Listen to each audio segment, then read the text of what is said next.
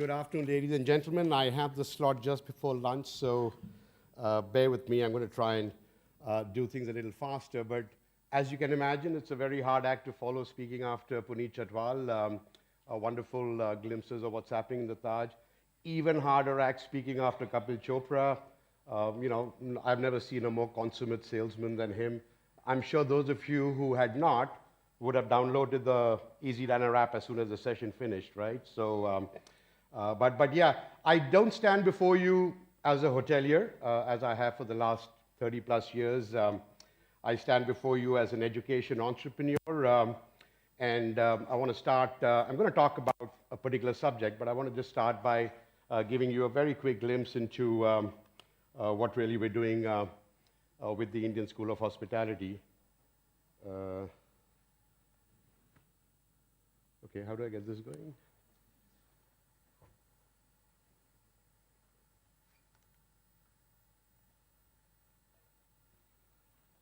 Can somebody help me with the,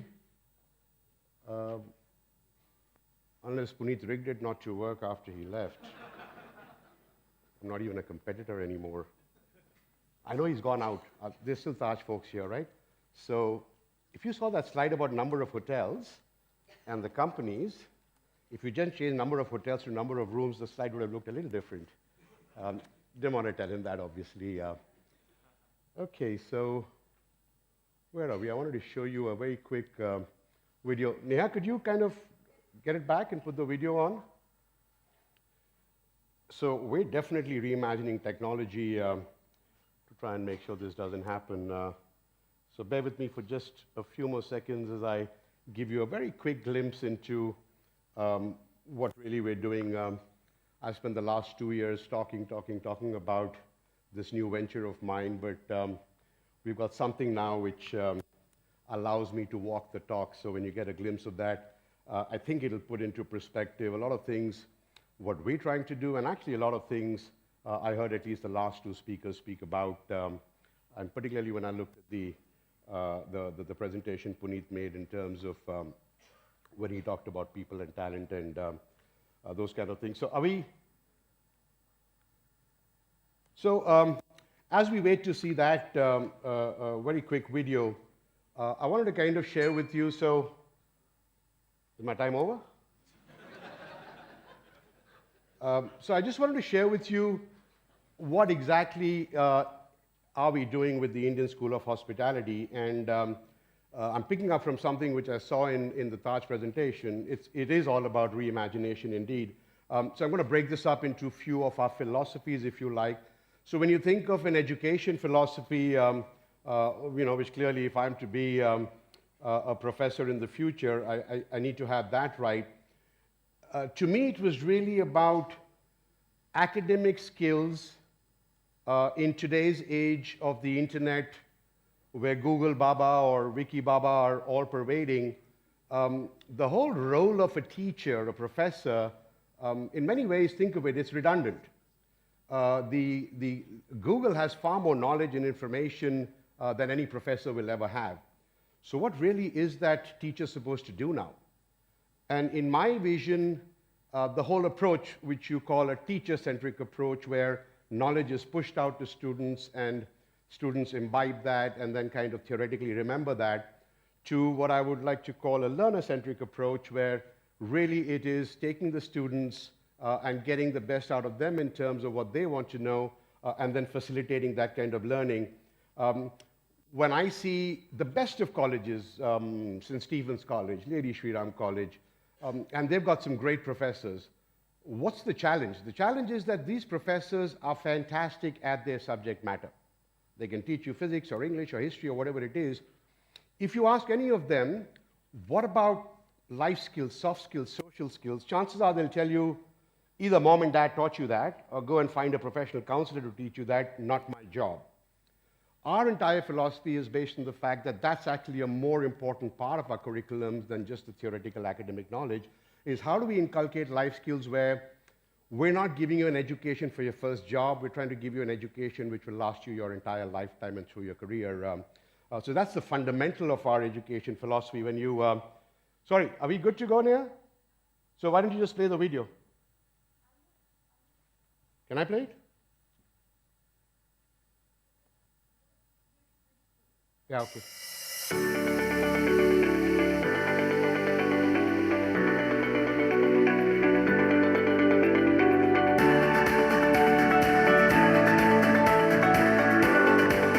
Not this.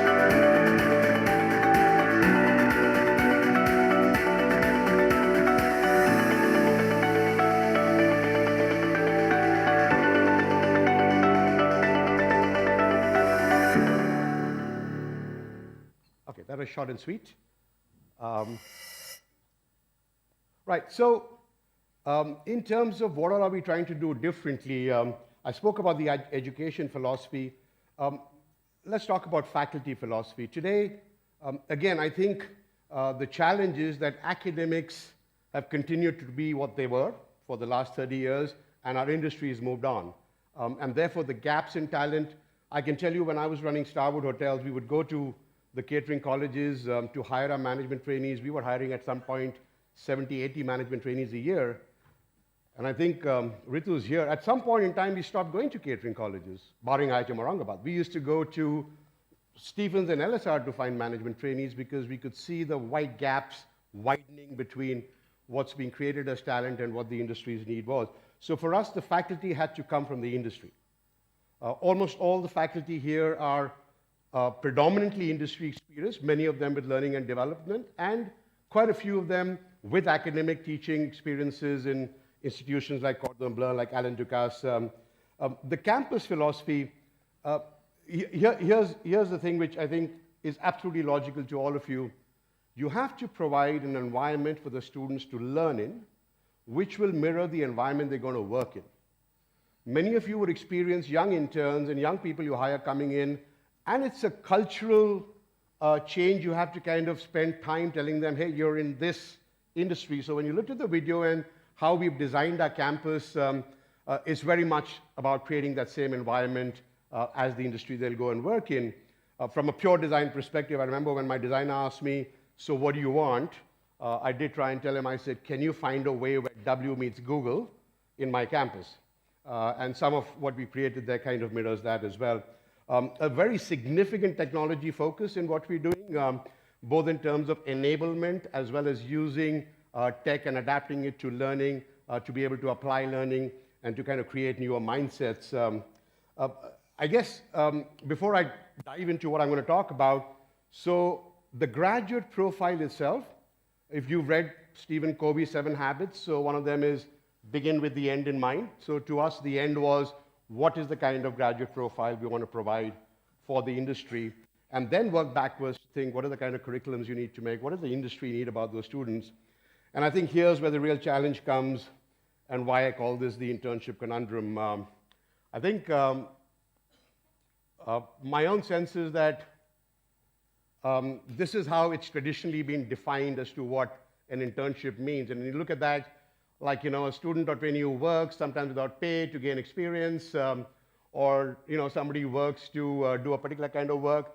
I mean, if you look at these definitions by the Oxford Dictionary and others, nowhere is it talking about the relevance to the education of the student. And I think that's where the real gap seems to be. So who are the protagonists here, right? The student, the industry, and the institute itself, the academic institutions like ourselves. And I find that when you put these three together, everybody needs to ask the other, what's in it for me to do what I'm asking you to do? And I want to kind of show you very quickly how perceptions really differ between these stakeholders. So if you look at what the student's expectation is from an internship, typically, the student should be able to say, I can apply the learnings from my institution into a workplace. The student might be able to, self-actualize his career, start thinking about, which kind of environment he's going to work in. He will apply many, many skills which he's learned, and he's very excited to jumpstart his career. But chances are that you will have an intern say something like this at the end of his internship. And I'm sorry, I don't mean to point fingers at the industry. As I point fingers, 4 fingers point back at me. Till very recently, I was very much a part of, how we approach this. I now have the hindsight to see it from a different perspective as a educationist, so please bear with me in terms of what I'm trying to kind of establish here. So what is an institution's expectations from an internship? So this is what typically institutions would tell you today, and it kind of gives you a sense of where the real challenges are. So it seems more like a mandate, we have to do it, tick a box, find places for our students to go and intern, and that's not really going to get them anywhere. And so what's the industry's expectations over this?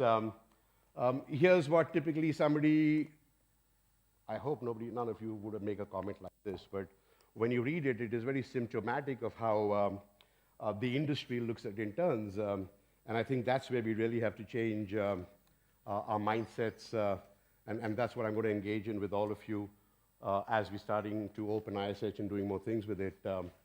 So this whole cycle, where does it start? I think most of us joke about the fact that unsure students, which means, and we're experiencing it right now, by the way, the exams are over, results are out, college admissions are on, and why are we seeing a big attraction now in July? Because और कुछ नहीं मेरा करने को तो hotel management करेंगे. So that syndrome, and as we were kind of working towards our marketing, I spent a lot of time talking to principals, student counselors, and most principals would tell me, oh, that underpaid, overworked industry. So the perception, and I think we are often the cause of that, is really where this whole cycle goes haywire. The curriculums are not relevant, how we are used in the industry, and at the end of it, what happens? These kids, some of our research tells us, after their first internship, they quit the industry. And they don't just quit the industry, they give a very bad name to the industry. And that's what's caused all these perceptions, and we all care about the fact that why can't we get good talent into our industry? And I think we're half the cause of it is us ourselves. So what do we really do? We again picked up some research. This is the Indian research just last year, about 430 students who were interning, and I've just kind of summarized what were the things they felt after the internship, and which is why they don't look at the industry as something which they want to be in. And this is the reality. I mean, this is actual research which somebody conducted last year of just the hospitality industry. So coming back to the earlier thing about the definition of internships, now try and read this definition, where I would say a form of experiential learning that integrates knowledge and theory, and it's all about what it is doing for your education. And that's what we miss out, or at least that's been my observations as to what we missed out in the industry. And when you ask about what kind of a positive impact on industry, I think HR training leads, you can see for yourself what are the advantages of making sure that you can have a positive impact on interns. What is it on students? Learning opportunities are enhanced. They do many things, but here's the problem. Think about how we look at interns, what we do with them. They spend 1 full year out of 4 years of their education in our hotels or in the industry, 6 months each.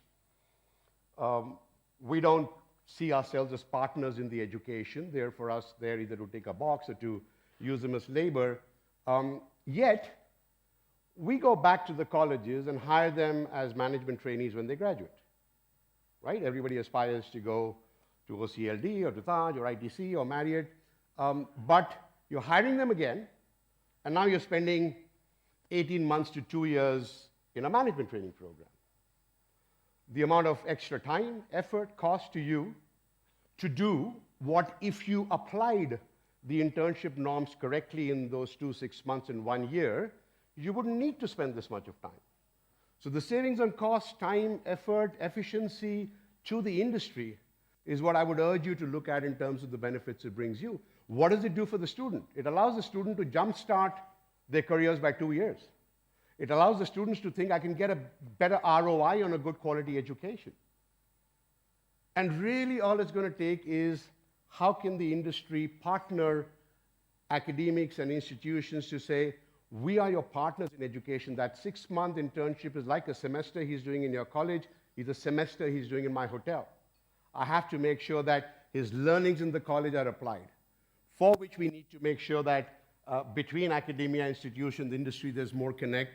I'm hopeful that with my ability to leverage relationships, peers, colleagues, across all the brands, we would be able to make this difference. But at the end of the day, I think my point is that you people have to come to the party before anything can happen, really. And when we reimagine internship, really, you know, when you look at this, this is what we should be all trying to achieve. And I guess I'm just going to leave you with the question that, are you in there to support it? I mean, there's so much more work we're doing. We've reached out to many industry leaders and we're talking about it. But broad show of hands, does it make sense to you in terms of what we can do? Yes? So we'll be coming back to you and asking for support. We want to do more research. We want to understand better. We want to create an internship curriculum that works for the industry, where you're not seeing it as, do I have to spend that much more time on this?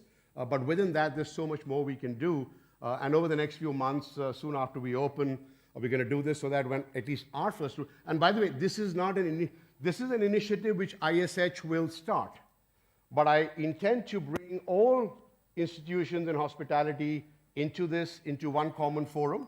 I intend to work with the industry, with the Department of Tourism, with the government, with the National Council, with everybody, so that we can truly try and institutionalize internships, make them relevant to the education of the students, get better quality students into our industry, and make all the three stakeholders, as I said, the students, the industry, and the institutions much more happier and bring in better talent. Thank you so much for your time.